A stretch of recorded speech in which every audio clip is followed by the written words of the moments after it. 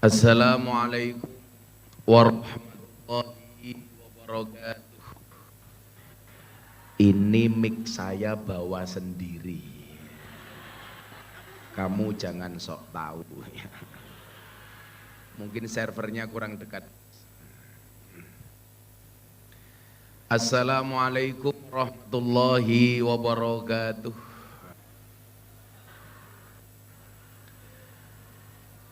Selamat malam, salam sejahtera untuk kita semuanya.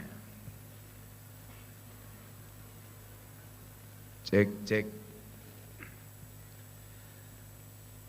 Alhamdulillahirabbil alamin wa kafa.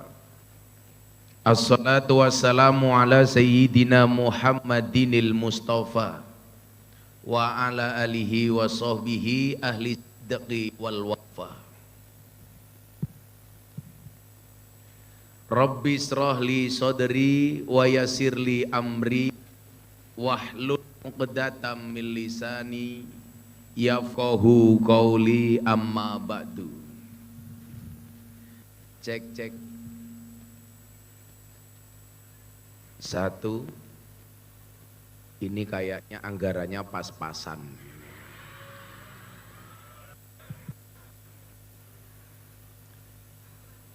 Hadratal muhtaromin, para masyayikh, para tuan-tuan guru, tokoh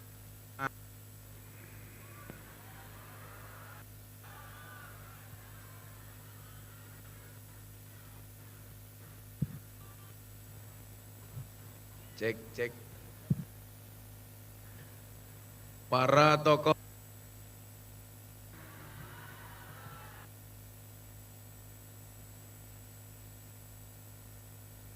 cek cek, para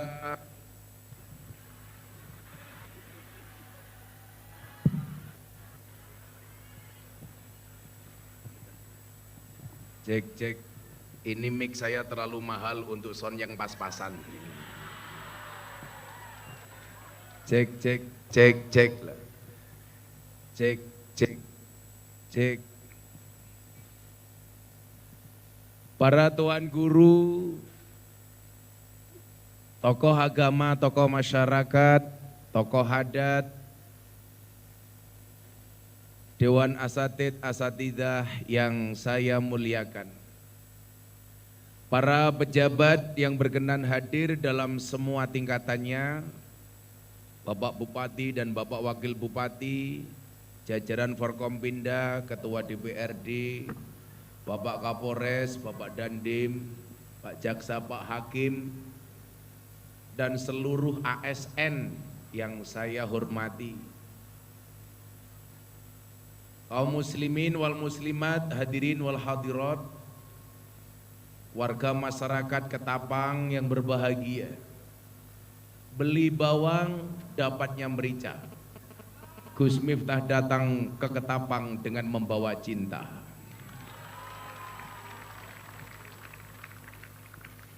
Alhamdulillahirabbil alamin. Setelah perjalanan yang begitu panjang dari Pangkalan Bun, saya tanya sama panitia, perjalanan ke Sungai Melayu berapa jam? Ya mungkin cuma 4 jam Gus. Faktanya hampir 7 jam. Jalannya gimana? Alhamdulillah bagus Gus. Ternyata saya diprank. Itulah bedanya mungkin Ketapang dengan Jakarta. Ketapang banyak jalan berlubang, sementara Jakarta banyak lubang berjalan.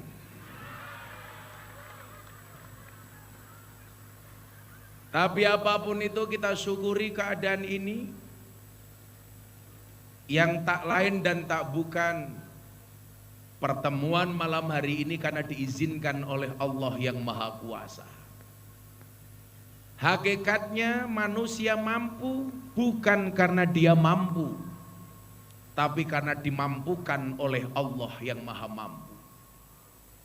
Manusia bisa bukan berarti dia bisa, tapi karena dipisahkan oleh Allah yang Maha Bisa. Itulah kenapa kemudian Ibnu Athaillah As-Sakandari di dalam kitab Hikam beliau mengatakan, ma tawaqqafa matlabun anta talibuhu bi rabbika wala tayassara matlabun anta talibuhu bi nafsika.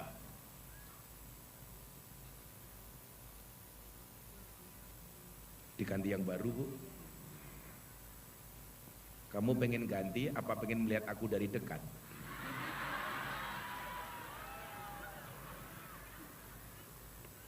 Kok kamu gemeteran?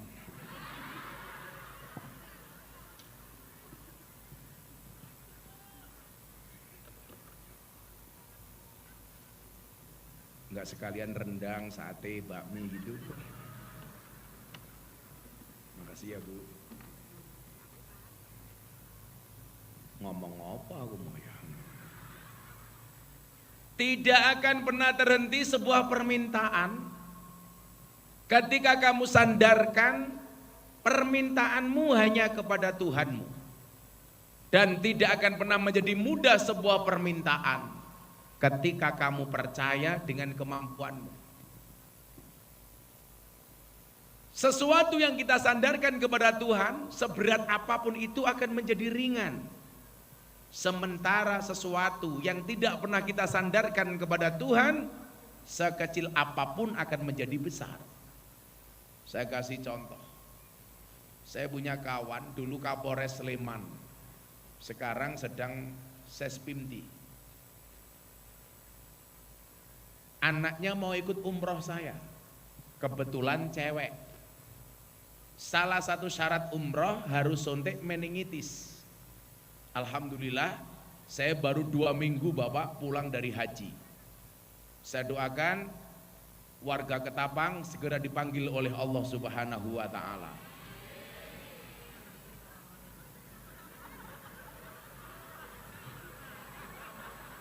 Belum selesai, kenapa kamu aminkan? Segera dipanggil oleh Allah Subhanahu wa Ta'ala untuk haji dan umroh. Syarat untuk umroh harus suntik meningitis. Karena cewek ada tes urin. 30 menit di kamar mandi kencing, dia keluar. Mana air kencingmu? Mohon maaf bah, air kencing saya enggak keluar. Padahal 30 menit di kamar mandi. Saya bilang, goblok nguyuh raiso. Akhirnya gantian saya masuk kamar mandi karena saya pengen pipis. Sama, enggak keluar. Saya mikir, kenapa enggak keluar? Tak obat abit ke, tetap ramet tuh. Tak selentik indase, yo ramet tuh. Ini menunjukkan apa? Sesuatu yang ringan sekalipun ketika Allah tidak menghendaki tidak akan pernah terjadi. Contoh yang paling gampang, Anda bisa tidur bukan karena Anda pintar tidur, karena mata Anda ditidurkan oleh Allah yang membuat tidur. Makanya banyak contoh kasus orang mau tidur di hotel, kamarnya bagus, kasurnya tebal, AC-nya dingin, baca doa bismikallahumma ahya wa bismika amut, matanya enggak merem-merem. Lucunya warga Ketapang begitu mendengarkan khutbah Jumat tidak membaca doa, matanya merem.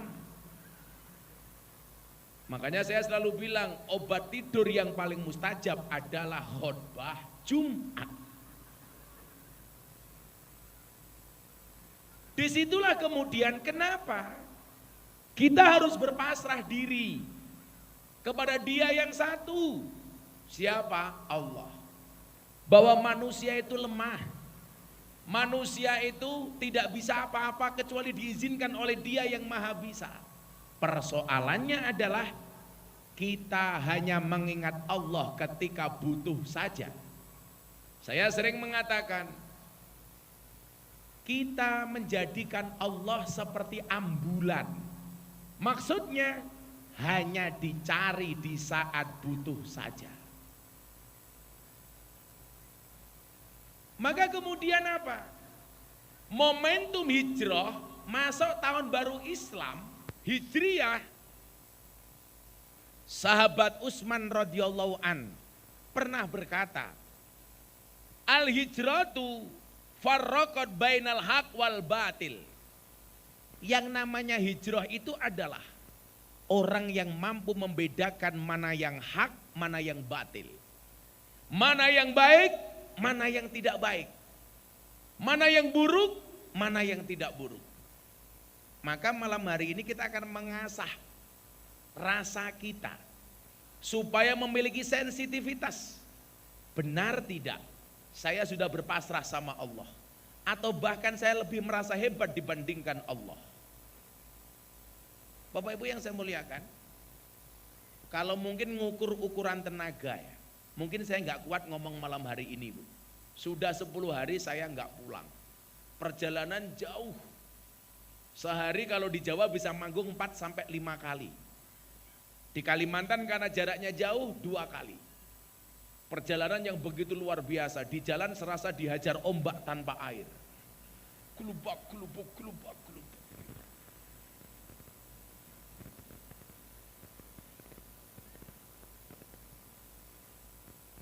Pertanyaannya kenapa kok mampu? Karena dimampukan oleh Allah yang maha mampu. Saya ini besok harus kembali ke Jakarta. Saya ada acara di Cilegon, malamnya di Bekasi, besoknya ke Bandung, balik lagi Jakarta. Hari Jumat saya khutbah di Mabes Angkatan Darat bersama Kasat Pak Dudung.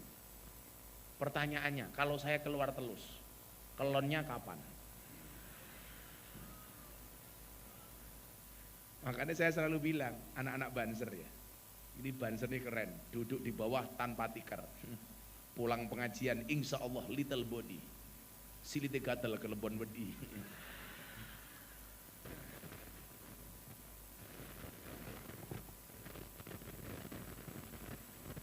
Tukang Sony tak ajar. Inilah bedanya sound system sama cewek.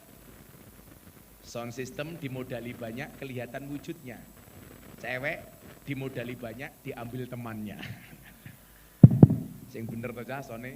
Sebenarnya mic-nya enak ini Pak, karena ini mic mahal. Tapi ini ininya nggak masuk sana servernya ini. Kayaknya perlu dibalik ini. Saya pegang sound, tukang soundnya ngaji di sini kayaknya. Cek. Nah,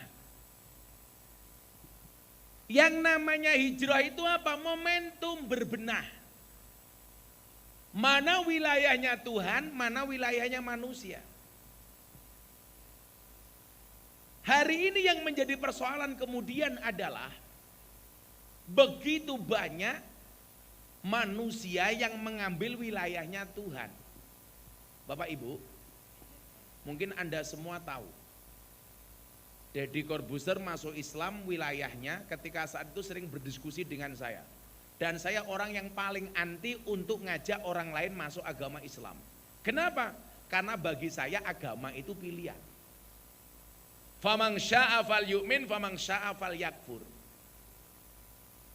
Saat itu salah satu momentum Deddy Corbuzier masuk Islam apa? Bulan Ramadan, rame-ramenya ormas pengen nutup rumah makan di bulan Ramadan.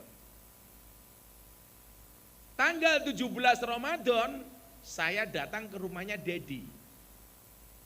Dalam keadaan berpuasa, saya beli makanan Padang. Karena Deddy Corbuzier seneng masakan Padang. Saya bawa nasi 5 bungkus. Mas Deddy itu makannya 24 jam sekali. Jadi kalau jam 12 malam, makannya besok jam 12 malam lagi. Makannya cuma sekali. Nasi 2 bungkus, ayamnya bisa 20. Saya ketok pintunya. Pintu kamarnya saya buka, dia kaget. Kenapa? Karena saya bawa makanan. Begitu saya bawa makanan, dia tanya, lu gila ya bro? Kenapa bro? Kan lu puasa, ngapain bawain gua makanan? Bukankah teman-temanmu yang lain ormas teriak-teriak pengen nutup rumah makan? Kok kamu malah bawain saya makanan? Oke, nanti kita bahas. Akhirnya kita bikin podcast. Jadi saya itu orang yang pertama kali diundang di podcastnya Mas Deddy Corbuzier. Waktu itu dia tanya sama saya begini. Ini pertanyaan muncul ketika Mas Dedi non Islam. Bro, saya mau tanya, coba you jawab. Apa Mas? Iman itu menurut kamu apa toh? Saya bukakan kitab Jawahirul Kalamiyah. Al-iman huwa anna taqida anna Allah subhanahu wa ta'ala muttasifun bijami'i sifatil kamali wa munazzahun bijami'i sifatin nuksoni. Yang namanya iman itu apa?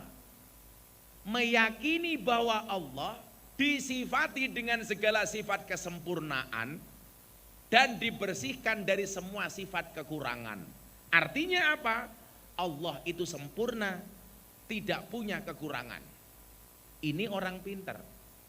Mas Dedi itu kan mampu menumbuhkan motivasi orang lain, tetapi tidak mampu menumbuhkan rambutnya sendiri. Dia tanya sama saya begini, Allah itu sempurna Gus? Ya. Berarti nggak perlu dibela? Nggak perlu. Islam itu sempurna? Iya. Berarti nggak perlu dibela? Nggak perlu. Kenapa saya mengatakan demikian? Kalau Anda mengatakan membela Allah, berarti Anda pengen mengatakan Allah itu lemah, Anda kuat. Contoh, polisi nangkap tersangka. Kenapa tersangka butuh pengacara? Karena tersangka lemah, maka butuh pendampingan lawyer. Bahkan kalau dia tidak bisa bayar pengacara, negara menyediakan pengacara. Kenapa butuh pengacara? Karena tersangka lemah, maka butuh dibela. Pertanyaan saya adalah, kalau Anda mengatakan membela Allah, berarti Allah itu lemah, Anda kuat. Kan kebalik. Sama halnya ketika orang mengatakan front pembela Islam, berarti Anda menganggap Islam itu lemah, Anda kuat. Maka bagi saya yang benar bukan front pembela Islam, tapi pembela Muslim. Karena yang perlu dibela itu bukan Islamnya, tapi umat Islamnya. Contoh, kasus di Rohingya. Orang Islam dianiaya di Rohingya. Maka kita memberikan pertolongan dan bantuan kepada umat Islam di Rohingya. Akhirnya Dedi tanya, kamu setuju enggak? Kalau rumah makan itu dibuka di bulan Ramadan atas nama orang puasa minta dihormati. Saya jawab, saya tidak setuju. Kenapa? Karena bagi saya berpuasa itu untuk Allah. As-saumuli kata Allah. Puasa itu untukku. Wa ana ajzibih, dan aku yang akan membalasnya. Maka puasa itu adalah bukan minta untuk dihormati, tapi puasa itu melahirkan pribadi yang terhormat. Maka saya bilang, saya enggak setuju kalau bulan Ramadan orang teriak-teriak nutup rumah makan. Kenapa? Karena orang puasa harusnya menghormati mereka yang buka rumah makan. Kok begitu? Iya, karena tidak semua warga Indonesia itu orang Islam. Satu, tidak semua orang Indonesia itu sehat. Yang Islam belum tentu puasa. Boleh buka? Boleh. Maka saya bilang, kenapa orang puasa itu mulutnya bau? Karena yang harus ditutup bukan rumah makannya, tapi cangkemnya. Betul? Maka dikatakan diam itu emas. Itulah alasan kalau istri saya minta emas, saya diam.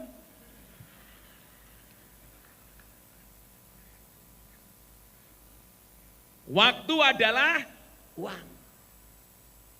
Makanya kalau kamu ngajak teman, ayo bro kita jalan, sorry nggak ada waktu, berarti temanmu nggak punya waktu, nggak punya uang. Nah, maka Bapak Ibu, saya melihat adanya paham-paham hari ini yang mencoba kembali mengotak-ngatik soal toleransi. Sampai kemudian polisi di zaman Pak Sigit ketika mencalonkan diri sebagai Kapolri memunculkan istilah moderasi beragama di dalam presisi.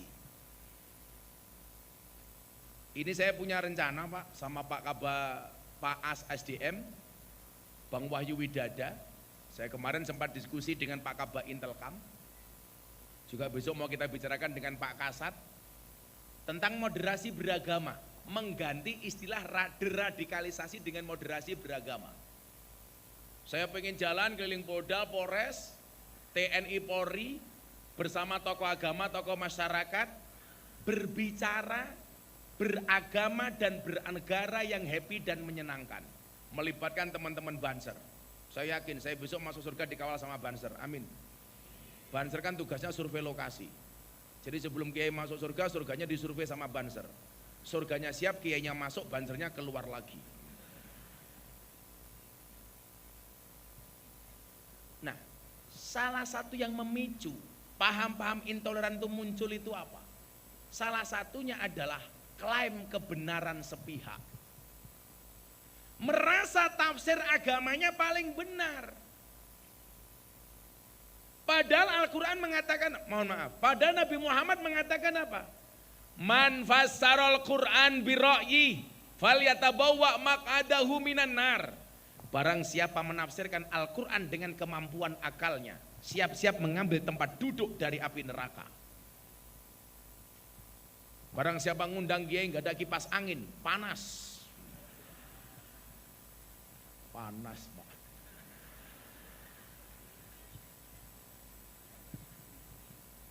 Bro, panas bro Alek. Saya tidak minta, hanya mengingatkan kewajiban panitia.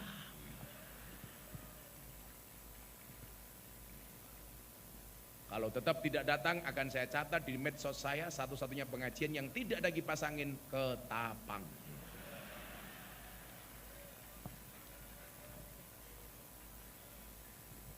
Sing saat-set masih.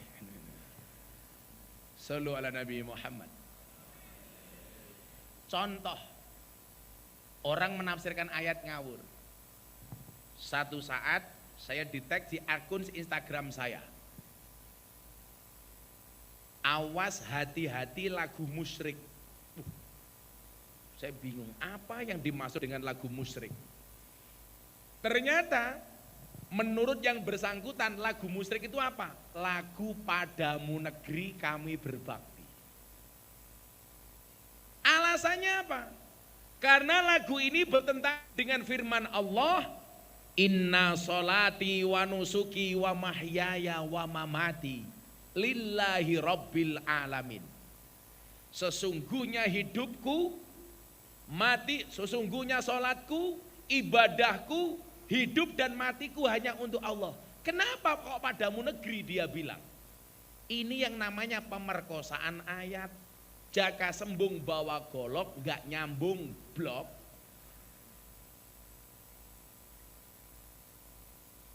Joko Tingkir masak nasi liwet.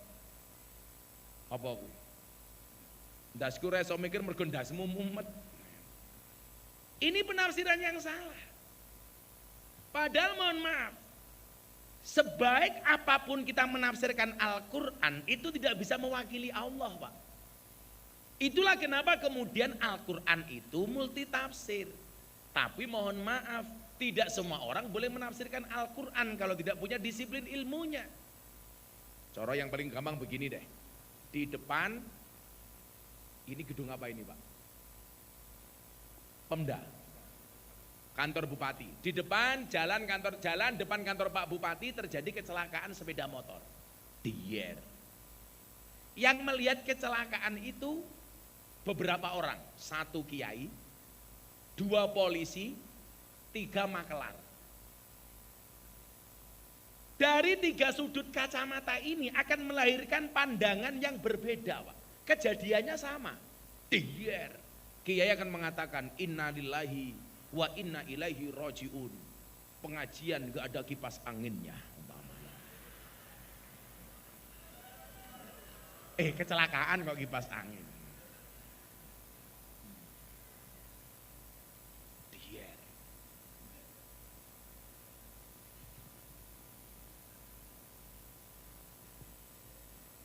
Ngopi dulu.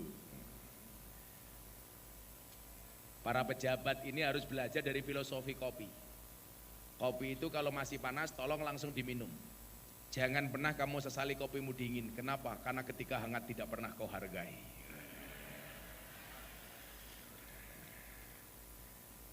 Jangan pernah kamu sia-siakan kepercayaan rakyat. Karena ketika hilang, merongos.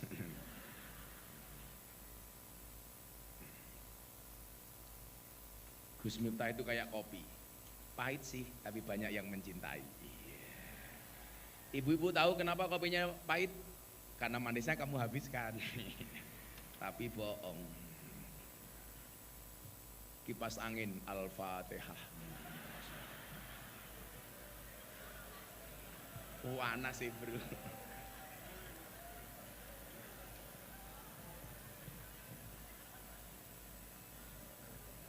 Hatiku rasane loro, nunggu kipas angin kok ora teko-teko.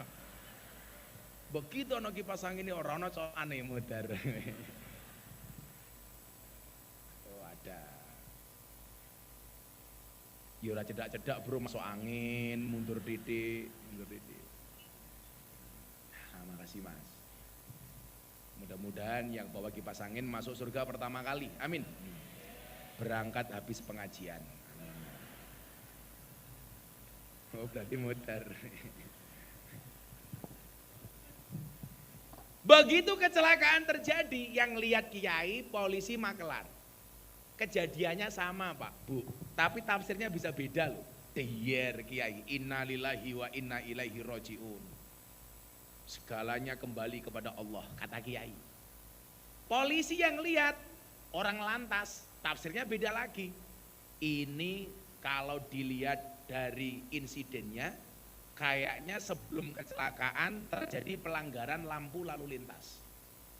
Sama-sama polisinya, yang satu intel apa sarsa, beda lagi.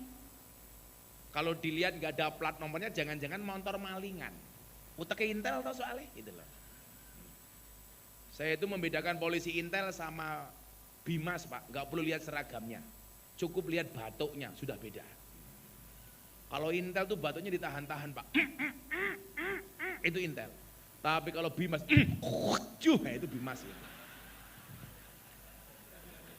Oh, Pak Kasat Bimas ini. Pak Kasat Bimas? Oh bukan. Oh Pak Kapolres, Pak Kapolres. Sorry Pak Kapolres. 2000 berapa Pak Kapolres? 2000. Oh 2000, alhamdulillah. Saya punya teman di lantas ini, Bang Iqbal. 99 ya. 99. Pak Kapolres AKBP. Oh sama saya, AKBP. Aku kiainya Bapak polisi gitu, Bro. Coba. Begitu yang lihat polisi mengatakan ini pelanggaran lalu lintas. Coba masyarakat jangan gampang terprovokasi dengan berita-berita hoak. Terakhir katanya polisinya kurang ajar. Kenapa? Naik motor pakai sandal jepit ditilang. Itu hoak. Itu hanya himbauan dari kepolisian, jangan berkendara pakai sandal jepit. Karena kalau terjadi kecelakaan bisa parah dibandingkan yang pakai sepatu. Betul? Tapi mohon maaf, gak ada istilah kalau pakai sandal jepit ditilang, itu gak ada. Saya langsung tanya sama Kakor Lantas, gak ada. Polisi itu takut kalau ibu-ibu naik motor pakai sandal jepit. Karena kalau ditilang berpotensi sandal jepit nginapui cangkeme polisi.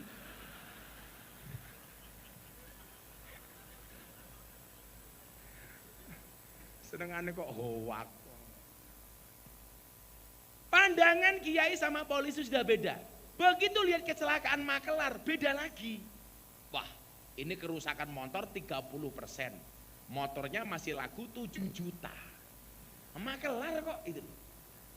Ini hanya satu kejadian Pak, apalagi ayat Quran.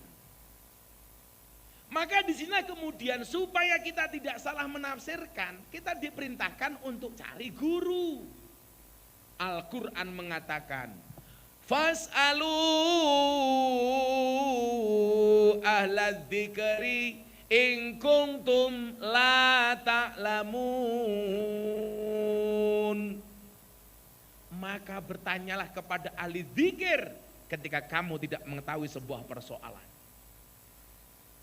Bapak Ibu, saya di Jakarta itu sedang punya pengajian teman-teman artis dan selebritis. Gara-garanya apa? Ada kecenderungan banyak artis pengen belajar agama tapi dengan cara yang salah. Maka ketika menjadi bintang tamu Mata Najwa, saya bilang orang yang salah pergaulan lebih gampang dinasihati daripada yang salah milih pengajian. Faktanya Pak, atas nama hijrah orang baru belajar agama seolah-olah sudah ahli agama. Sama halnya beginilah, saya baca KUHP, saya ngerti dan KUHP, tapi saya tidak bisa mendeklar diri saya seorang ahli hukum. Jangan Anda membaca buku medis seolah-olah Anda seperti dokter. Ada kaligrafinya, itu masjid bid'ah, masjid sunnah nggak ada kaligrafinya. Iki belajarin nanti. Ketoke dolane kurang adoh, mainnya kurang jauh, temannya kurang banyak, tidurnya kurang malam, kopinya kurang kental.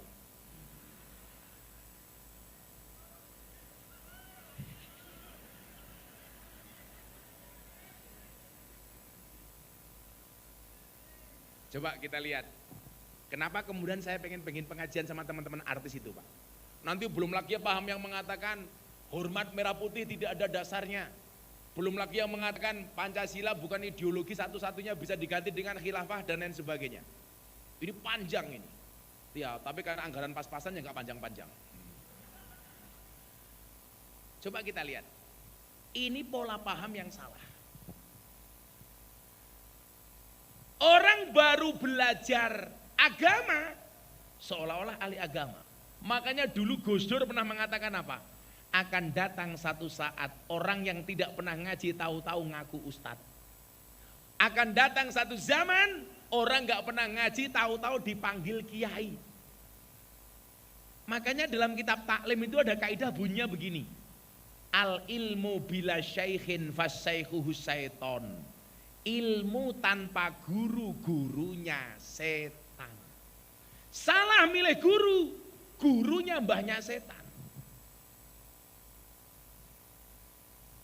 Saya beberapa waktu yang lalu kirim artikel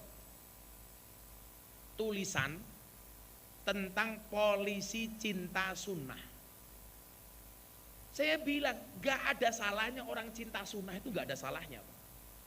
Tapi persoalannya kemudian adalah seolah-olah yang nyunah hanya kamu sendiri. Bahkan ada satu foto itu Pak, mohon maaf, bajunya coklat seperti kawan-kawan polisi, tapi bodanya dibuat seperti jubah. Nah otaknya keblasok. Sejak kapan seragam polisi coklat jadi jubah? Makanya tadi siang di Sungai Melayu saya bilang, tolong bedakan antara budaya dengan agama. Jubah itu bisa dikatakan budaya, bisa dikatakan sunnah. Kenapa budaya? Karena tradisi jubah sudah ada sejak sebelum Kanjeng Nabi. Abu Jahal, Abu Lahab, Abu Gosok pakai jubah. Kenapa kemudian dikatakan sunnah? Karena Nabi Muhammad di masa kenabian tetap menggunakan jubah. Artinya apa? Dari mana kita sudut pandang melihatnya? Boleh pakai jubah? Boleh. Kalau saya Jumatan di pondok, apalagi di Mekah, saya pakai jubah. Karena sesuai dengan kondisinya. Pertanyaannya, orang Ketapang, pekerjaannya narik becak. Apakah harus pakai jubah? Tidak. Narik rem iso salah. Becak itu remnya di bawah sadel, pakai jubah, saya mau tarik keliru.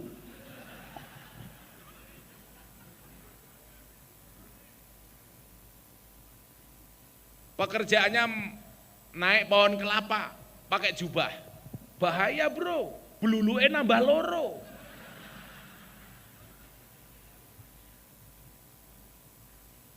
Saya tadi tanya Pak, songkok yang bapak-bapak pakai, Pak polisi pakai, Banser pakai, itu songkok Islam apa songkok nasional? Songkok nasional. Berarti orang non Islam boleh nggak pakai kopiah? Boleh. Umpamanya ada orang Dayak, agamanya Kristen. Boleh nggak orang Dayak agama Kristen pakai songkok? Boleh. Saya biasanya kalau kemarin saya terakhir ngaji di Palangkaraya, saya dikasih ini, apa namanya? Apa namanya Pak? Ikit kepala ala Dayak. Sah-sah saja. Saya kalau ngaji di Bali pakai ikit kepala ala Bali, itu bukan Hindu, itu Bali. Saya ngaji di Madura pakai ikat kepala Madura. Saya ngaji di Papua dikasih koteka. Saya bilang, ini tradisi dan budaya yang baik. Saya terima, saya bawa pulang sebagai koleksi. Tapi mohon maaf, kalau suruh pakai saya belum berani. Tapi budaya mereka harus kita hormati. Ini namanya songkok nasional. Maka orang non-Islam juga boleh pakai songkok. Ini namanya budaya. Nah, persoalannya kemudian adalah selalu saja kita mengatakan klaim kita ini paling benar. Salahnya di mana? Karena salah milih guru. Dulu ada artis Pak, baru belajar agama jadi host acara TV. Dia mengatakan apa Pak? Mendoakan orang mati kirim Fatihah, nggak ada dalilnya. Lah kamu baru belajar ngaji sudah berfatwa. Maka saya bilang, dakwah itu bukan profesi, tapi apapun profesinya harus berdakwah sesuai dengan profesionalismenya. Pak polisi, amar ma'ruf nahi mungkar, itu dakwah. Tentara menjaga kedaulatan negara, itu dakwah. Banser menjaga pengajian, mengamankan kiai jamaah, itu dakwah. Kamu gak usah ikut-ikutan ceramah kayak saya. Kenapa? Nanti saingan saya banyak.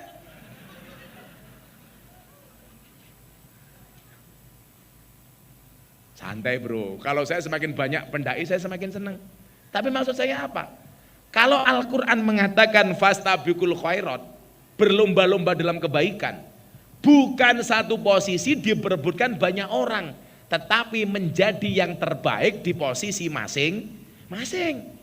Anda polisi, jadi polisi terbaik. Tentara terbaik. Banser terbaik.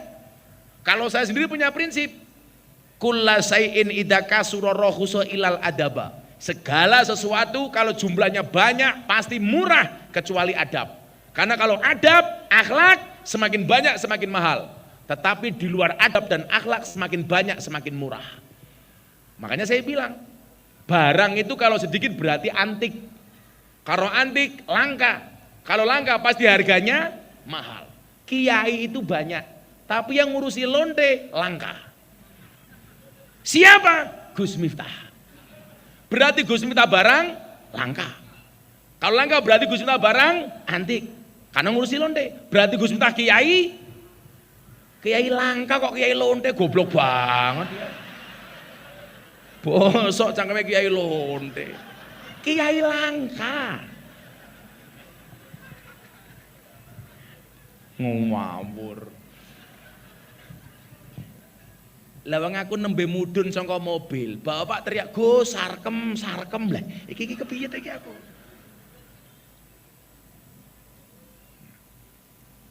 Maka di sini kemudian apa? Tingkat kita beragama, pemahaman kita beragama tergantung kepada siapa kita berguru. Makanya kenapa kemarin pas Rapimnas TNI Polri, Pak Presiden Jokowi bilang apa Pak Kapolres? Pak Dandim mungkin ada. Awasi WA grup para istri. Jangan sampai ngundang Ustadz radikal. Saya ketemu Pak Mensesnek, Mas Pratekno. Saya bilang, perintah Presiden bagus. Awasi WA grup para istri. Jangan sampai suaminya, mohon maaf, aparatur negara, tapi istrinya justru melawan negara. Awasi WA grup para istri. Pertanyaan saya, apa berani suami ngawasi HP-nya istri? Yang ada istri ngawasi HP-nya suami, betul Pak? Wedok dilawan. Perempuan itu penyakitnya satu. Kalau disakiti nggak pernah lupa, kalau menyakiti nggak pernah ingat. Itulah perempuan. Apalagi perempuan polisi, belas nggak pernah salah gitu pasti. Makanya kemarin saya guyon sama Pak Wahyu Asrena Wahyu Adiningrat, Gus, gimana tentang polisi? Saya bilang sama Bang Wahyu, saya nggak suka polisi. Loh, sukanya polwan. Polisi lanang ya Pak.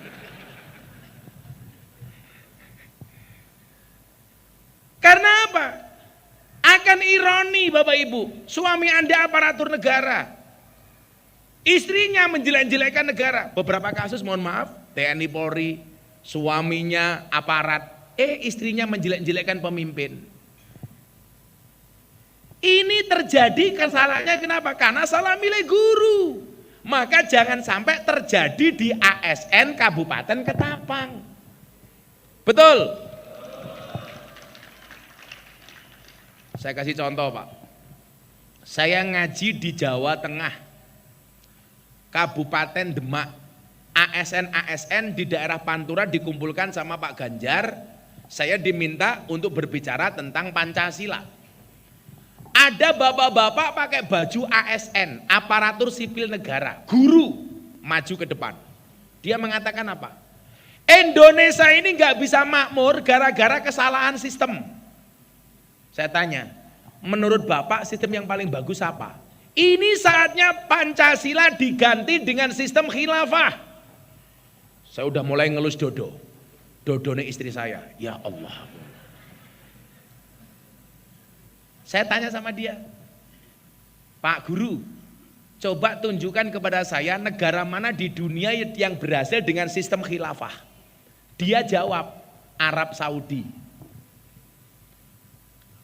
Saya tanya, dari mana Anda mengatakan Arab Saudi itu sistem khilafah? Itu kan negara Islam. Yang dijadikan undang-undang Al-Quran. Wah, ini mulai goblok saya bilang. Arab Saudi itu Bapak Ibu itu bukan khilafah tapi al-mamlakah, kerajaan yang dibuat oleh As-Saud. As-Saud ngurusi kerajaan, Syekh Abdul Wahab ngurusi Wahabinya. Makanya kenapa Arab Saudi itu identik dengan Wahabi. Tapi coba Anda lihat hari ini, Muhammad bin Salman, putra mahkota Arab Saudi mengatakan apa? Kalau ada dai berbicara khilafah di Arab Saudi, pancung lehernya. Lah, kita ini masih terlalu lunak, Pak. Hizbut Tahrir itu sudah dijadikan organisasi terlarang oleh pemerintah, dicabut izinnya. Tetapi coba Anda lihat, orangnya masih kemana-mana, Pak. Masih bikin kajian tentang khilafah. Pancasila tidak cocok untuk Indonesia, diganti dengan sistem khilafah. Saya ketemu dengan orang seperti itu, saya tanya, Mas, saya tanya, khilafah itu Bapak Ibu menghilangkan sekat-sekat nasionalisme, diatur dalam satu pemerintahan Islam, menunjuk seorang khalifah. Saya tanya, yang ditunjuk sebagai khalifah itu siapa? Satu. Kalau sudah ada calonnya, yang milih siapa? Dua. Tiga, cara pemilihannya bagaimana? Nanti setiap orang milih satu Gus, berarti nggak ada bedanya dengan demokrasi. Kalau sudah terpilih, yang melantik siapa? Mumet dasi. Kenapa? Indonesia dengan demokrasinya ini tidak bertentangan dengan Islam. Saya pernah pengajian di Solo, baru masuk kota Solo orang teriak-teriak apa? Takbir, Allahu Akbar, takbir, Allahu Akbar. Ganti Pancasila dengan khilafah. Teriak lagi takbir. Kaca mobil langsung saya buka. Sami Allahu liman hamidah. Malah sopirku jawab Robbana walakal ham. Malah kayak wong sholat gitu. Nah, maka saya akan memberikan narasi kenapa Pancasila ini ideologi yang pas untuk Indonesia. Bapak Ibu yang saya muliakan, Anda tahu Indonesia dijajah berapa tahun? 350 tahun. Ini saya sampaikan, saya berharap ASN, warga masyarakat Ketapang jadi bangsa yang pede, percaya diri. Tidak gampang terprovokasi, tidak gampang diadu domba, tetap menjadi warga yang rukun, warga yang akur walaupun kita berbeda-beda. Jangan membeda-bedakan yang sudah sama dan jangan menyama-nyamakan yang memang berbeda. Makanya jangan kagetan, ibu kota pindah ke Kalimantan, cangkeme ngamuk. Kenapa ibu kota dipindah ke tempat buangan setan demit jin iblis? Cangkemmu mas. Akhirnya tangkap polisi nangis, khilaf matamu, telat. Yuk kita bahas. Kalau enggak kita selawatan dulu yuk. Ini anu hadrer atau ini, anu musik atau ini? Oh enggak ada. Apa musiknya? Gayane ngering. Enggak usah terlalu bersemangat, bayaranmu enggak jelas. Saya pengen kita menyanyikan lagu syukur yuk untuk Indonesia. Dari yakinku teguh. Saya khawatir nanti Bapak Ibu mudah melupakan dengan lagu-lagu kebangsaan seperti ini. Karena dulu kalau zaman saya, zaman Pak Kapolres, zaman Bapak di belakang ini, dulu sekolah kita masih diajarkan PSPB, Pendidikan Sejarah Perjuangan Bangsa. Sekarang sudah nggak ada Pak. Dulu kita diwajibkan untuk menghafalkan lagu-lagu kebangsaan. Dulu kita diwajibkan menghafalkan nama-nama pahlawan. Jadi kita tahu siapa Patimura, siapa Diponegoro, siapa Cut Nyadin, siapa Cut Mutia. Anak sekarang sudah nggak tahu Pak. Nggak ada pelajaran PSPB, nggak ada kewajiban menghafalkan lagu kebangsaan. Sudah nggak tahu Cut Mutia, taunya siapa? Cut Kike, Cut Tari, Cut Mini. Udah nggak tahu siapa-siapa. Aku khawatir jangan-jangan polisi-polisi wis ra ngerti saiki lagu-lagu kebangsaan. Hati-hati loh Dan. Makanya santri saya wajibkan setiap Senin wajib upacara bendera dengan menyanyikan lagu-lagu kebangsaan. Saya minta kamarnya santri dipasangi gambar-gambar pahlawan. Kowe ngopo meneh? Iki kemayumen ya cah iki ya.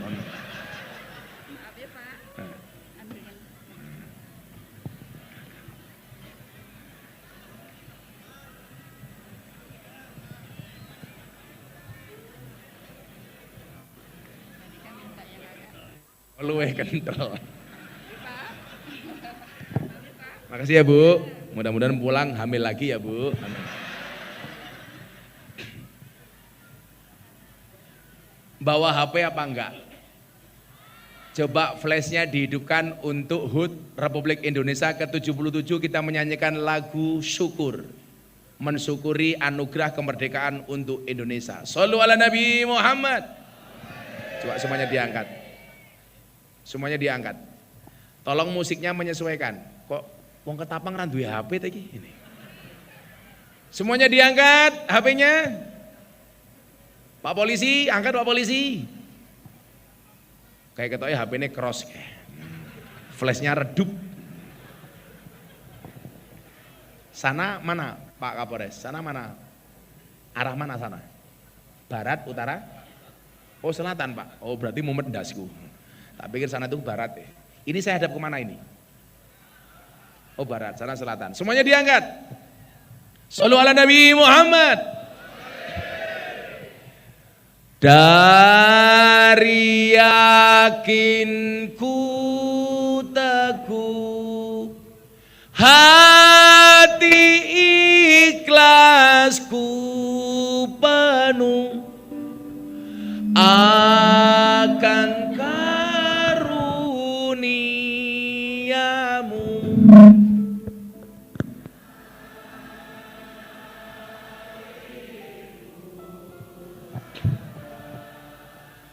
Indonesia merdeka, syukur aku sembahkan kehadiratmu Tuhan. Ayo diringi dengan musik.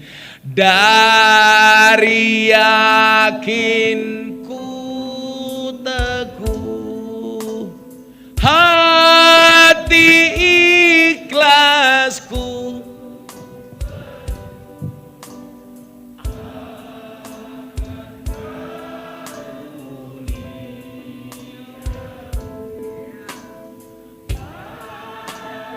air pusaka Indonesia merdeka, syukur aku sembahkan kehadiratmu Tuhan. Sekali lagi yang lebih kompak bareng-bareng untuk Indonesia. dari yakinku teguh, hati ikhlasku penuh akan karuniamu. Tanah air pusaka Indonesia merdeka, merdeka, syukur aku sembahkan kehadiratmu Tuhan. Shallu ala Nabi Muhammad. Oh, masa ini. Ada enggak anak kecil yang berani baca Pancasila? Tak kasih uang 300.000. Anak kecil yang berani baca Pancasila di depan silakan maju. Kalau enggak tua sekalian. Ada yang berani? Anak kecil atau yang tua sekalian? Cilik banget apa tua banget? Iki meh mati urung iki.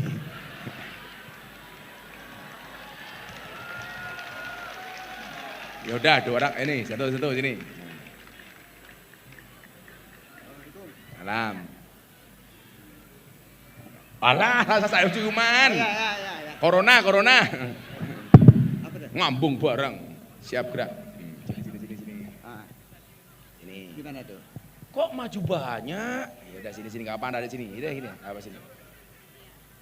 Nah, sini deh. Pak siapa namanya? Pak Pakai mic. Uti Fauzilur Rahman. Juambak jenggotmu loh, weh. Pak siapa namanya?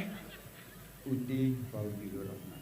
Udi Baidu Fauzilur Rahman. Fauzilur Rahman. Aslinya orang mana, Pak? Orang Tumpang Tindih. Eh? Sama dengan Pak Bupati. Orang Tumpang Tindih. Oh, Tumpang Tindih. Sama dengan Pak Bupati. Oh.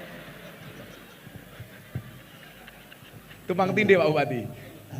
Oh, tetangga Pak Bupati. Ah. Kok logatnya kayak orang Jawa? Ya, Logatnya kayak orang Jawa. benar. Banyak bergaul dengan orang-orang Orang Jawa. Oke. Pak, siapa tadi namanya? Pak Fauzilur Rahman. Fauzilur Rahman apal nggak dengan Pancasila? Apa? Coba Bapak mimpin Pancasila, semua warga Ketapang baca dipimpin oleh saudara Fauzilur Rahman. Ayo. Pancasila. Pancasila. 1. Ketuhanan yang Maha Esa. 2. Kemanusiaan yang adil dan beradab. 3. Persatuan Indonesia. 4. Kerakyatan yang dipimpin oleh hikmat kebijaksanaan dalam permusyawaratan perwakilan.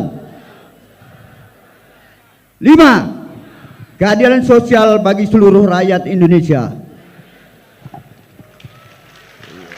Pak Fauzi umurnya berapa? Umur sekarang 57 tahun 2 bulan.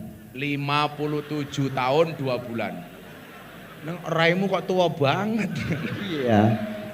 Karena tapi dijatah. Istrinya berapa? Istri satu. Satu anak. Sudah meninggal. Oh, sudah meninggal. Mau nikah lagi enggak? Rencana belum ada duit. Tetangganya Pak Bupati rencana. Wong tua bentar. Sekarang ada di sini. Duduk, gantian ini. Ya. Nah, namanya siapa, Dek? Khairani Asyifa Nurul Askia. Waduh, Khairani Asyifa Nurul Askia. Asifa Nur Askia. Nurul Askia. Sebutkan 3 nama pahlawan. 3 saja. Nah, 3 nama pahlawan nasional. di Bogor. Siapa nama pahlawan yang kamu tahu? Nah, siapa? Sebutkan apa? Sebutkan 3 nama pahlawan. Jenderal Siapa? Sudirman. Jenderal Sudirman. Nikita Mirzani. Oh, bukan. Soekarno. Apa lagi? Soeharto belum. Tapi mending loh, ngerti nama Soeharto barangnya mending ini. Piye cik enak zamanku toh. Ayo. Ibu Pertiwi.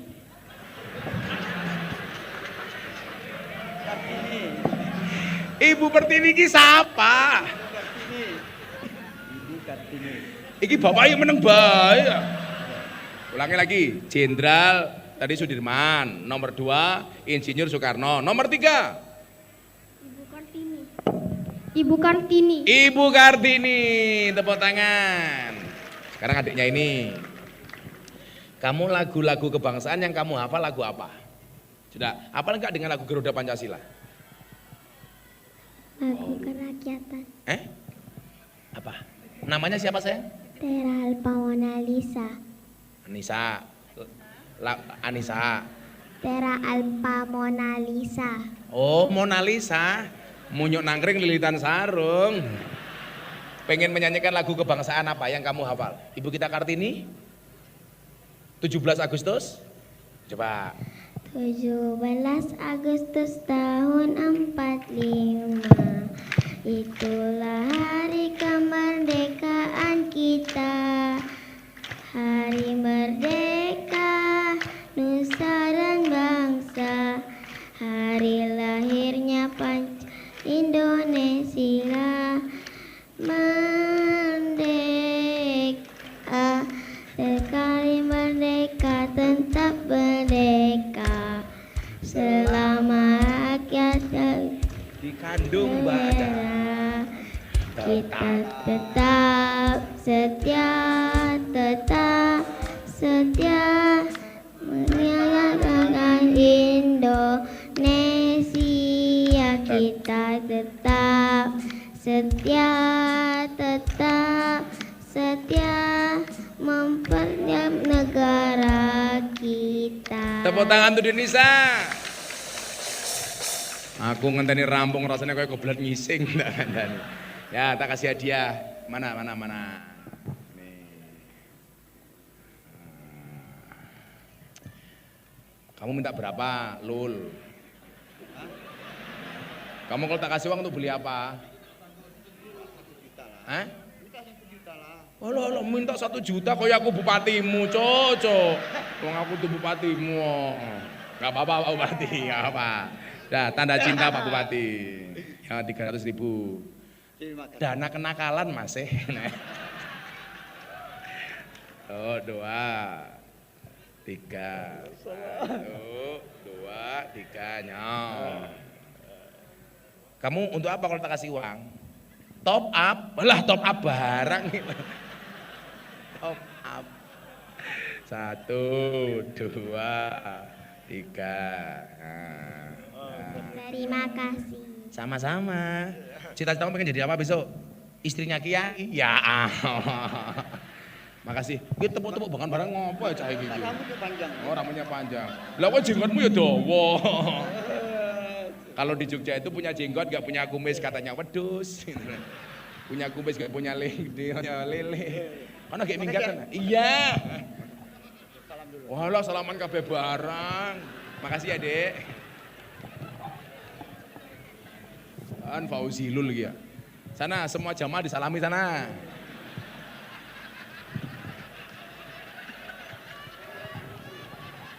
Teman Pak Bupati nih Pak Bupati.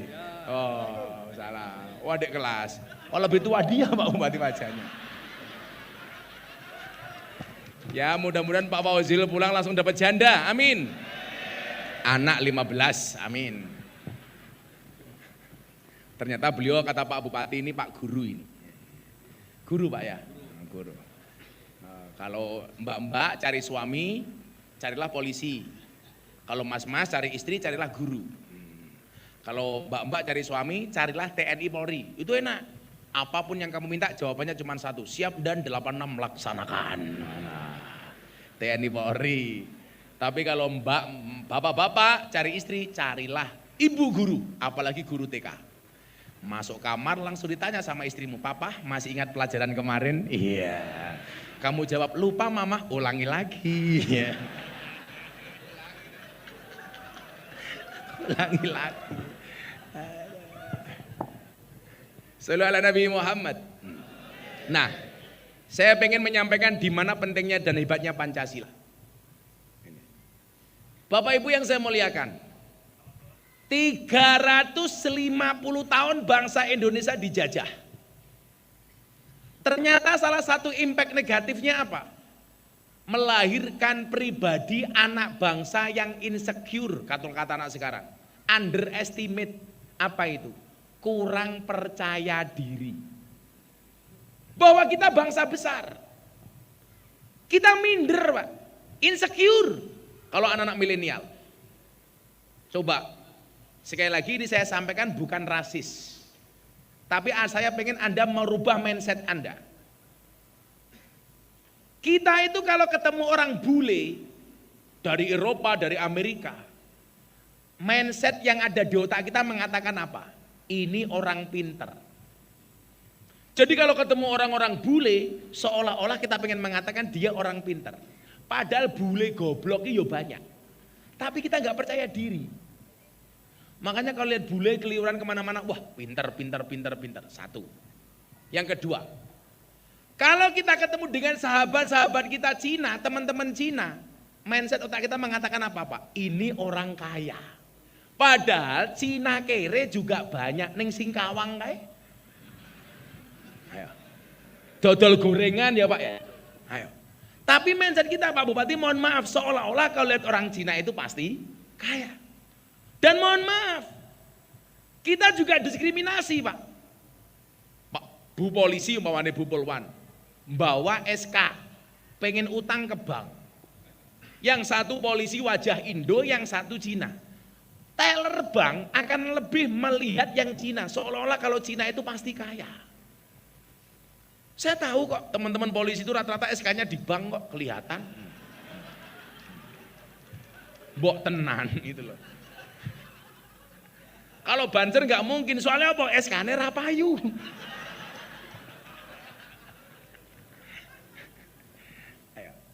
Jadi kalau lihat orang bule, pinter.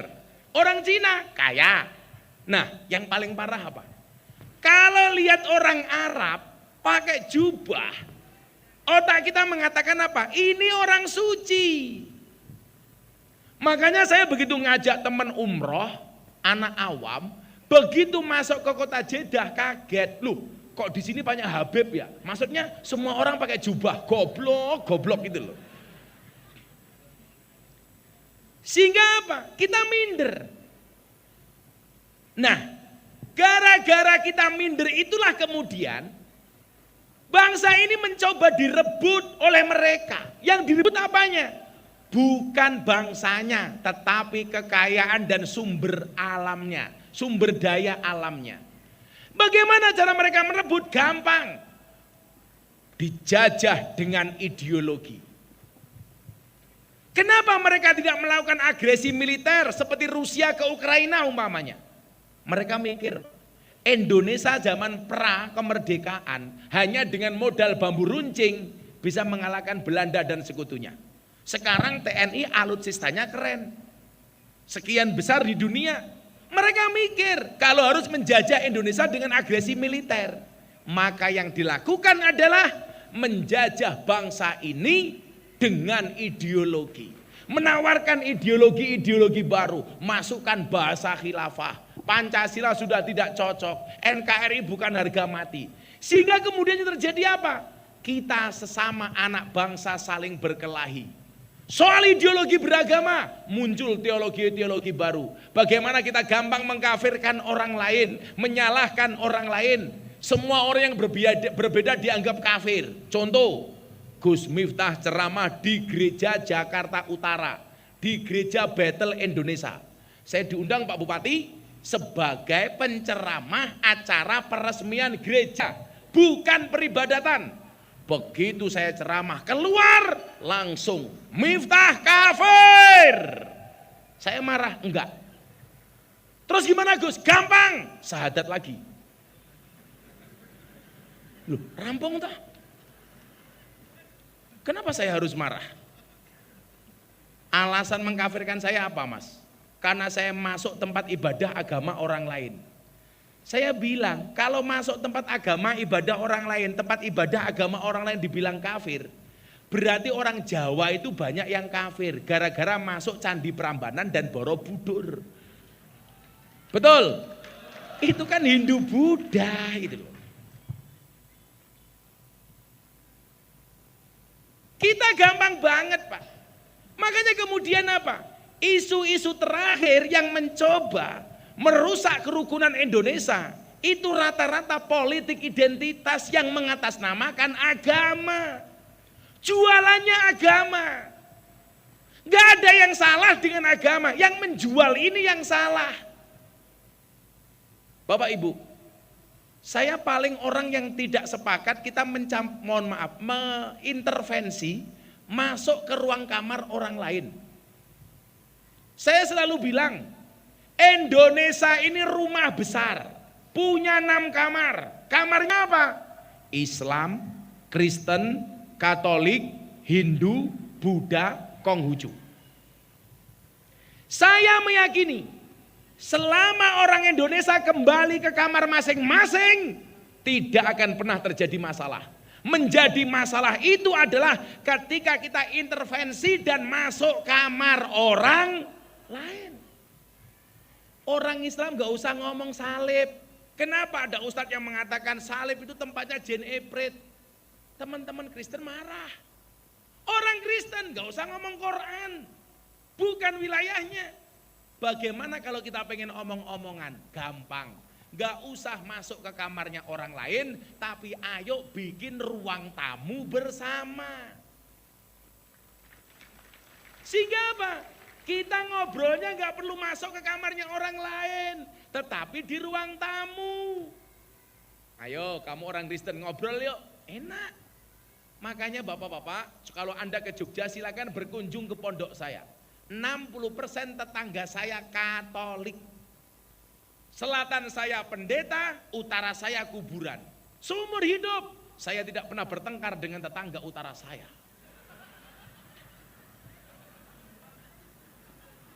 Kuburan bro, atau gajuli pak gitu. Asik pak. Makanya saya bilang 6 kamar agama ini yang diakui oleh undang-undang legalitasnya berhak menjalankan perintah agamanya tanpa mendapatkan gangguan dan intervensi dari pihak manapun. Itulah Indonesia. Orang Kristen, ayo ke gereja. Orang Islam silakan ke masjid. Tanpa harus mendapatkan gangguan dari pihak manapun. Kenapa? Karena negara ini negara kesepakatan. Dan sudah disepakati oleh founding fathers kita melalui Pancasila. Kenapa hari ini kita ributkan? Sumbangsihmu untuk negara itu apa? Kok kamu masih mempermasalahkan Pancasila sebagai ideologi?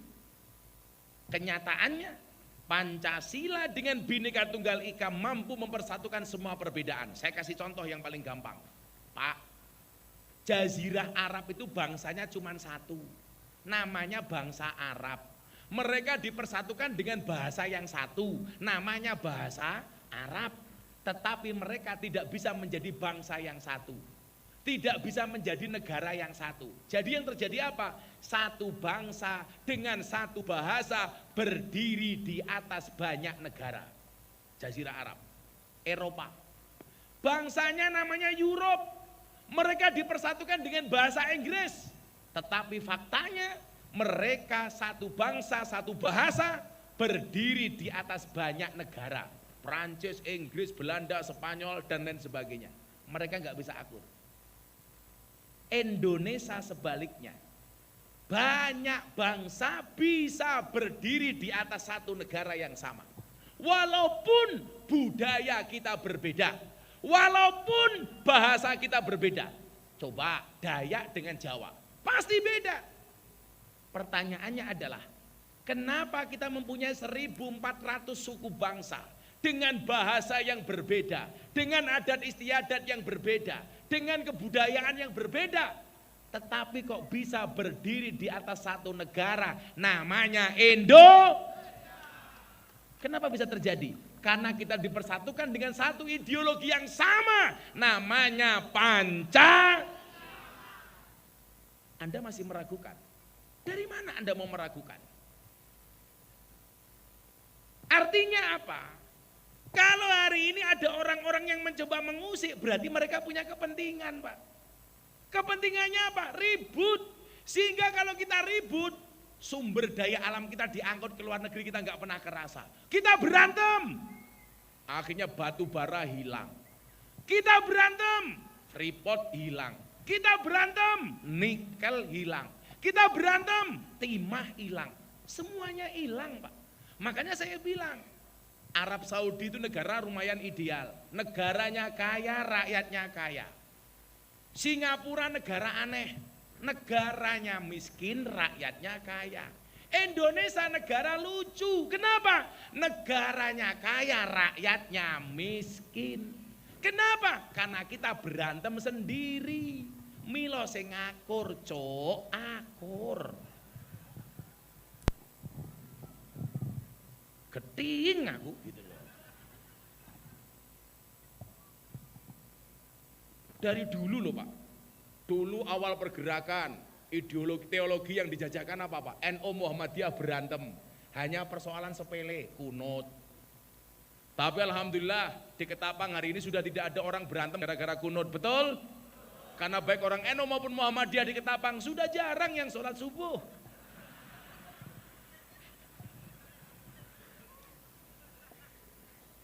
Subuhe jam itu sholli fardhu subhi kawanan lillahi ta'ala.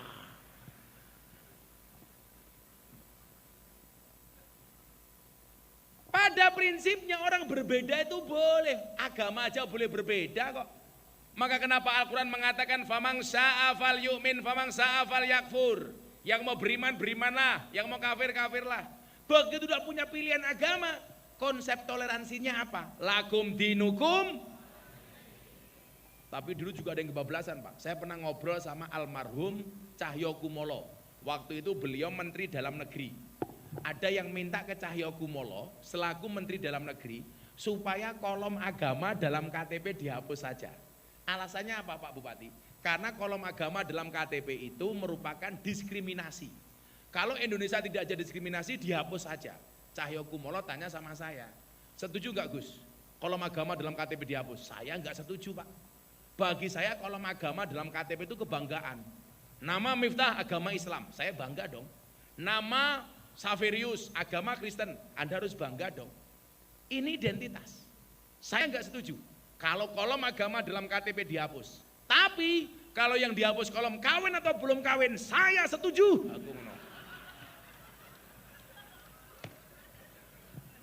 Lumayan bro, bujang terus aku. Setuju ibu-ibu? Benar apa salah Bu? Salah. Itulah cowok selalu salah di mata cewek. Makanya tadi siang saya bilang apa? Dalam Al-Quran itu ada 4 macam keluarga. Coba ibu-ibu Ketapang pilih yang mana? Keluarga tipe Nabi Nuh. Suaminya benar, istrinya salah. Suaminya soleh, istrinya nakal. Tipe keluarga Fir'aun, suaminya nakal, istrinya solehah. Yang ketiga tipe keluarga Abu Lahab, suaminya nakal, istrinya nakal. Yang keempat tipe keluarga Fir'aun, tipe keluarga Ibrahim, suaminya soleh, istrinya solehah. Nah ibu-ibu Ketapang Anda pilih yang mana? Keluarga Nabi Nuh, Fir'aun, Abu Lahab apa Ibrahim? Ibrahim, subhanallah. Dan Anda tahu Ibrahim istrinya 2.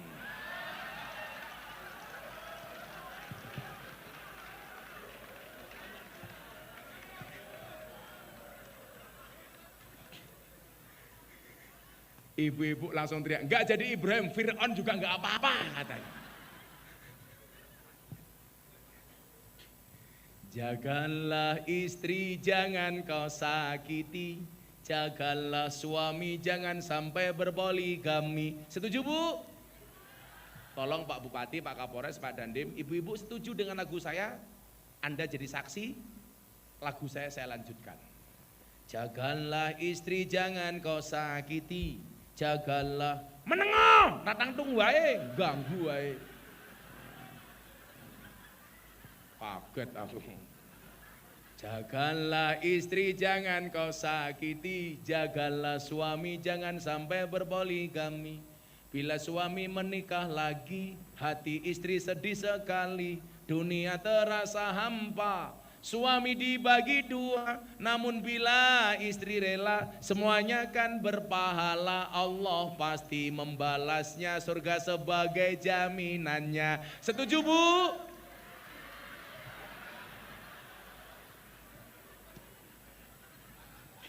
Enggak. Makanya kalau ibu-ibu pengen suaminya enggak menikah lagi gampang. Jagalah istri jangan kau sakiti, jagalah suami jangan sampai berpoligami. Bila suami mulai tak betah, Istri harus segera berbenah, bila perlu pergi ke salon, biar tidak kelihatan on. Tuh perempuan dengerin, mau pengajian ketemu bupati dandannya cantik begitu di rumah, ya Allah. Dasar tua bolong-bolong, baunya sambal terasi, pinggangnya bekas keroan, tali kotangnya petel siji bisa. Menjijikkan.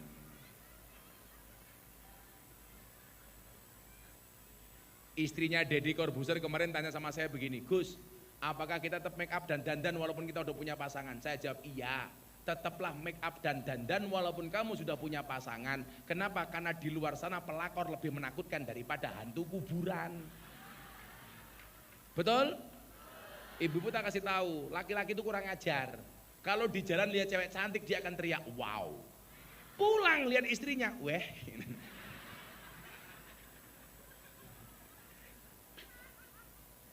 Lah ndelok wong ayu, wow. Ndelok bojone, weh. Tapi rata-rata Pak Bupati mohon maaf. Kalau dalam Islam itu Pak, rata-rata kiai atau orang hebat itu rata-rata istrinya galak, Pak. Loh, contohnya Umar bin Khattab itu wali, kalah sama istri. Makanya kalau bapak-bapak ketapang, istrinya galak, itu dua kemungkinan. Kemungkinan pertama, Anda akan dekat menjadi walinya Allah. Amin. Yang kedua, kemungkinan kedua, tanda-tanda stroke.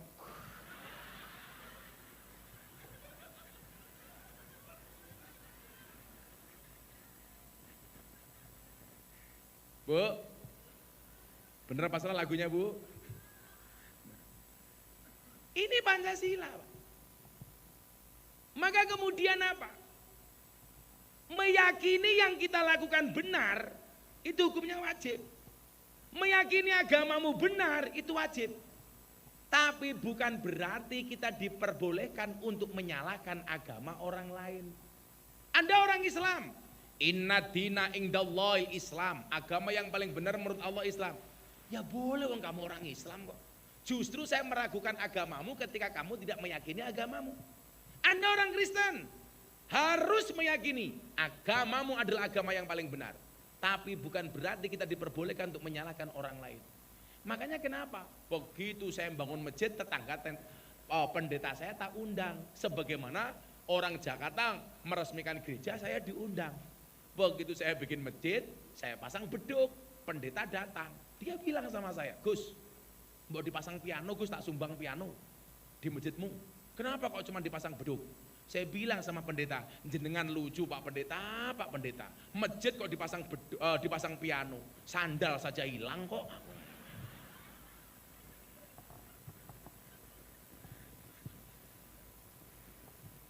Bapak Ibu, Anda yang Muslim saya nasihati ya. Orang non-Islam tidak melihat Qur'anmu. Orang non-Islam tidak membaca hadismu. Tetapi orang non-Islam melihat akhlak dan perbuatanmu. Maka kalau kamu pengen menunjukkan Islam itu agama yang asik, tunjukkan dengan akhlak dan perbuatanmu. Betul? Ya sama dengan ASN. Rakyatmu ketapang itu tidak membaca SOP-mu. Rakyatmu ketapang tidak membaca peraturanmu apa, tapi melihat kinerjamu. Makanya kalau pengen kamu dicintai rakyatmu gampang. Jadilah ASN dengan akhlak yang menyenangkan. ASN kok merengutan toh.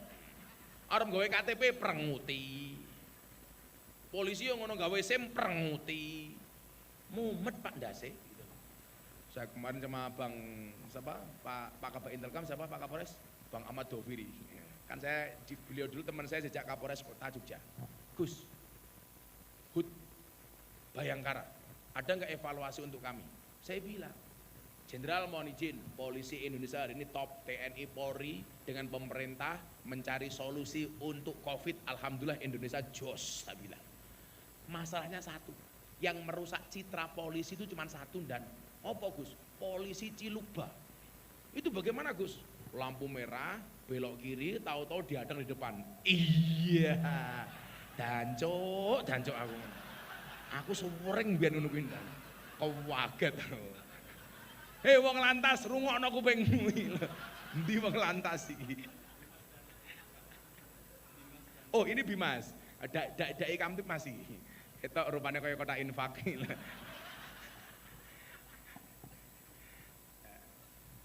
Maka yuk kita pahami Pancasila sebagai ideologi dengan sebenar-benarnya.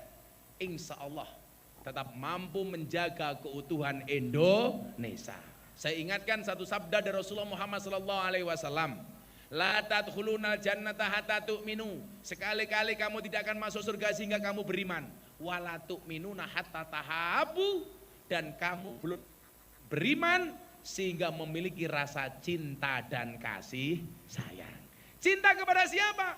Cinta ukhuwah Islamiyah, ukhuwah basyariah, dan ukhuwah watoniyah. Kamu cintai sesama agamamu? Ya. Kamu cintai sesama anak bangsamu? Ya. Kamu cintai sesama manusia di dunia. Kalau kamu tidak bisa menghormati orang lain karena agamanya, hormatilah karena sesama anak manusia. Saya bacakan satu tulisan saya Pak Bupati, mohon izin, tentang toleransi. Mudah-mudahan bisa menjadi bekal untuk kita semuanya. Bapak Ibu yang saya muliakan, bangsa Indonesia adalah rumah besar yang menaungi siapa saja, tak pandang perbedaan yang ada. Di bangsa ini, perbedaan akan merekatkan bukan meretakkan. Perbedaan menjadi alasan untuk saling mengisi, bukan memusuhi. Perbedaan jadi alasan untuk bersanding, bukan bertanding. Kita bersanding untuk memberi manfaat yang sebesar-besarnya. Kita bersanding untuk membawa pencerahan. Kita bersanding untuk memberdayakan. Karena dalam bingkai kebaikan, kita semua sama. Dalam bingkai kebangsaan, kita semua setara. Toleransi menjadi sulit ketika orang lupa bahwa beragama itu untuk mengatur diri sendiri, bukan mengatur orang lain. Banyak orang beragama yang bahkan belum menggenapi pelaksanaan nilai agama untuk dirinya sendiri, tapi sibuk mengurusi perilaku orang lain. Bapak Ibu, caramu melakukan sesuatu bukanlah satu-satunya cara. Hargailah cara pandang orang lain. Kamu mungkin benar, tetapi mereka juga tidak salah. Pentingkan introspeksi, bukan interpretasi. Mawas diri, bukan harga diri. Toleransi, bukan arogansi. Amanah, bukan amarah. Meminta maaf, bukan meminta perhatian. Jika Tuhan memberiku cinta dengan dibungkus agama, maka akan aku jaga agamaku tanpa menyakiti agama orang lain. Dan jika Tuhan memberiku rasa yang dibalut dengan toleransi, maka akan kuhargai pendapat orang lain. Jika masih ada yang mempermasalahkan dua hal itu, berarti dia manusia amatiran. Tidak ada yang salah dengan perbedaan.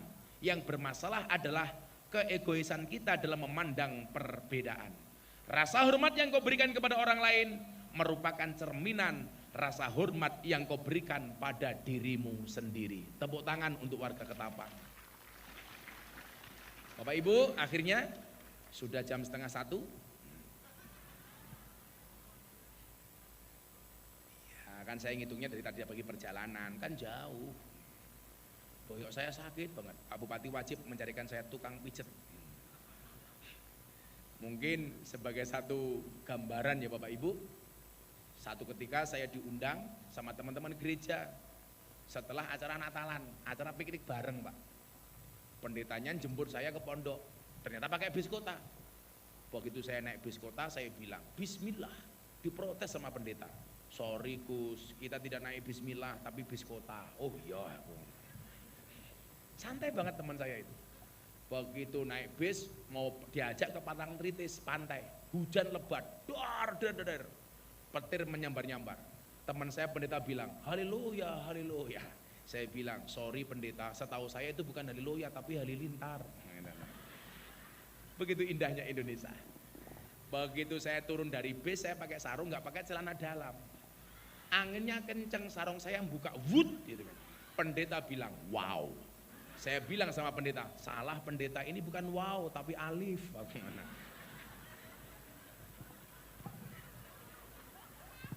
Asik bener Indonesia itu. Ngapain sih kita berantem, betul? Sudahlah. Yuk, teman-teman saya Jawa, kita punya prinsip, di mana bumi dipijak, di situ langit kita junjung. Betul? Akhirnya Bapak Ibu, kenapa kaca mobil bagian depan itu pasti jauh lebih besar dibandingkan kaca spion? Jawabannya adalah karena masa depan bangsa Indonesia jauh lebih besar dibandingkan masa lalunya. Terima kasih. Assalamualaikum warahmatullahi wabarakatuh.